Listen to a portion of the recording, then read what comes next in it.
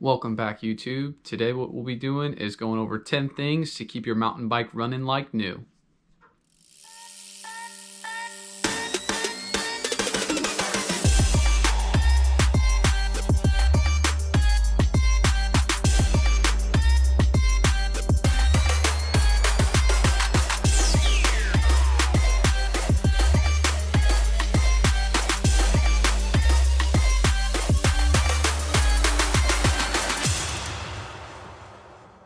Number one, it's going to be bleed your brakes.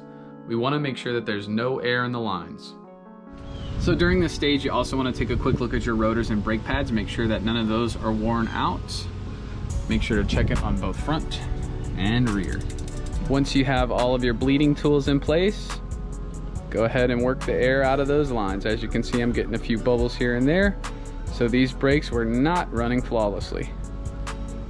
Number two, we're gonna check our chain with a chain checker. So it's important to note that for this step, this tool only costs like $11. I checked it last night, and it can save you hundreds because if you have a bad chain, it'll wear out your cassette, it'll wear out your chain wheels, it'll wear out your jockey wheels and just kind of tear things up. So we're gonna check it real quick. Let's get it right there and see if it pushes in. And it doesn't, so this chain is still good. Number three, we're gonna inspect all of our suspension and then use a little bit of that fork boost lube to make sure it's all running smooth. So for this step, we're just gonna look at the seals of all of our systems, like the fork, the shock, and the dropper up there, and make sure everything looks good. Now these parts are new, so they shouldn't have bad seals yet, but they are dirty, so we're gonna be using the WPL fork boost lube that I know you guys have seen me use before to make sure it's all clean. Number four, we're gonna clean our drivetrain and make sure that the chain is nice and lubricated. So for this step, you'll be able to see right off the bat that there's dirt and grime on your drivetrain. The point of this is to get all of that out. So if you wanna see in depth how I do this, you can watch the tuning of the specialized camber I did a few videos back, but I'm gonna go ahead and knock that out next. And don't you forget, once it's all clean, to lube the chain. Number five, we're gonna check our gear indexing and then adjust cable tension if necessary. Okay, now that it's all clean, now's the time to check and make sure everything shifts properly. I've already run through the gears and everything's perfect on this bike, but if things are sluggish, downshifting, you can always increase tension and vice versa if it's sluggish to upshift. But yeah, this one's good to go, so no adjustments needed. Number six is gonna be more of what to avoid. We're not going to use any degreasers that could break down grease in important areas. Number seven, we're gonna check our tire pressure, and if it seems to be losing it rather quickly, we'll add sealant. All right, so using our pressure gauge, we'll just double check, make sure these tires aren't losing significant amounts of pressure. Let's see.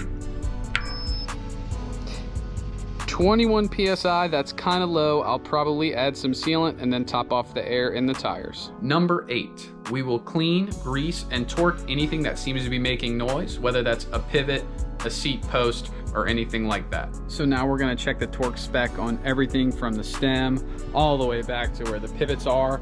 If anything has been making noise, it might be a good time to pull that bolt, clean it off, add grease, and put it back in. But again, this bike's pretty new, so I'm just gonna check torque on everything. Number nine, what we'll do is we'll replace any worn bits, like if a pair of grips is worn out and falling apart, now's a good time to switch them out. So for this stage, we'll just kind of take a look around, and if we see something like, a torn grip, we might throw some fresh grips on there. And we'll just look around for anything else that might be worn out that we can replace. And then finally for number 10, we'll take a short ride around the block or around the neighborhood and just keep our eyes and ears open, see if you hear anything suspicious or feel anything suspicious. Because if something doesn't feel right, it's probably not right.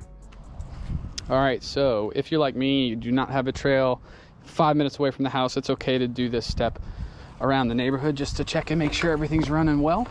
You might hear some tinking because I did adjust the spokes to make sure they were tight. And let's see how everything goes with this thing. So I'm not gonna be easy on it. I wanna be kind of rough. Still hearing some spokes.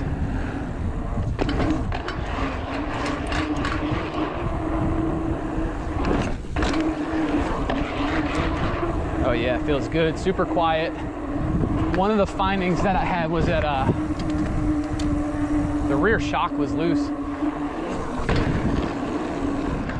So that is pretty major. That was causing some clicking. Suspension feels real dialed now, no clicking from the suspension.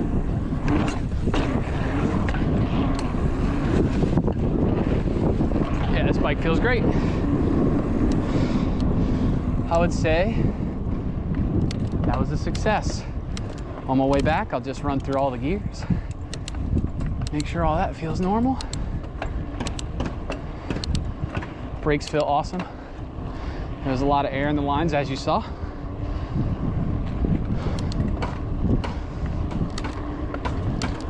So yeah, now this bike's ready for Spider Mountain.